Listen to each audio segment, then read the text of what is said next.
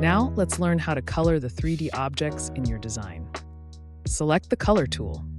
Select the 3D object you want to color. Ensure it is highlighted with yellow.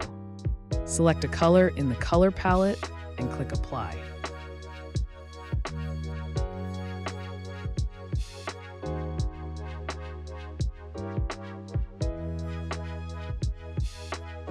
Once you have completed your house, you'll want to save it. This will let you name the design and add it to your gallery for you to revisit later. Click the Exit Design button. Give your design a name.